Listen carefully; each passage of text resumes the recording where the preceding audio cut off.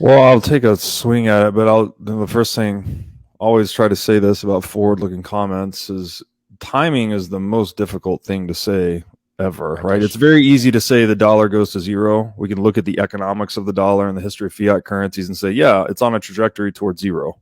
But to actually map that to specific timing is incredibly difficult. So anything that I'm about to say here, it's not gospel. And all the other caveats about forward-looking statements.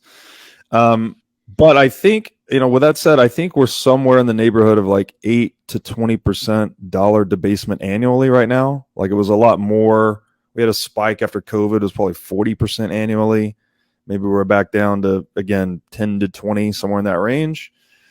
And again, the way these things play out is there's a deflationary crisis, a deflationary shock, which creates a liquidity crisis like we had March 2020. Everything sells off, right? We had the fastest liquidity drawdown in market history. I think it was faster than 1929. And then what happens? You get a central bank intervention. They step in, print a ton of money, and then you get this long tail of inflation. We had Bitcoin go from sub 4,000 March 2020 to 18 months later trading at almost 70,000. So that's you get it. That's deflationary shock, inflationary tail, or gradual inflation on the tail of that. So if we're at 8 to 20% per year, let's call it 12%. You're like 1% roughly per month, something like that. Well, you need to get to 50% month over month, roughly, for hyperinflation. So it sounds like a long ways. So like 1% to 50%. But you have to remember that every time there's one of these deflationary shocks, they tend to like double or even quadruple the debasement rate because it's a failing debt structure. So you need exponentially more printing to make the debt structure sustainable over time. And the crises happen faster and faster as you get to the point of hyperinflation. I saw this great tweet the other day.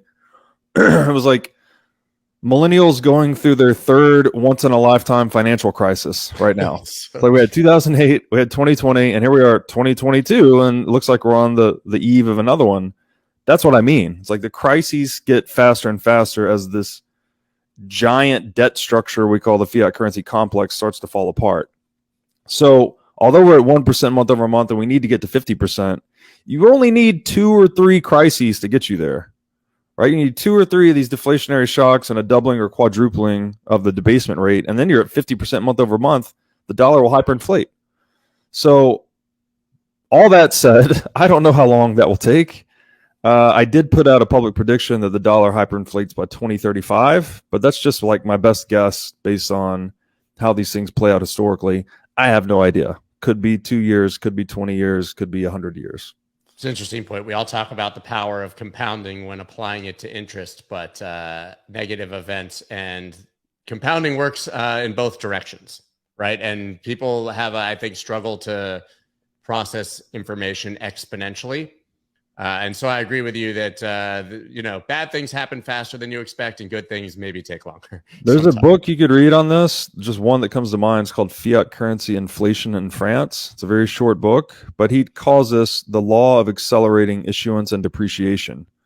That every time you issue more currency to try to paper over the problems, you have to issue exponentially more, and that creates further problems. So you then have to issue more currency even faster. This whole thing gets into like a very vicious accelerating cycle, and that's what causes currencies to fail.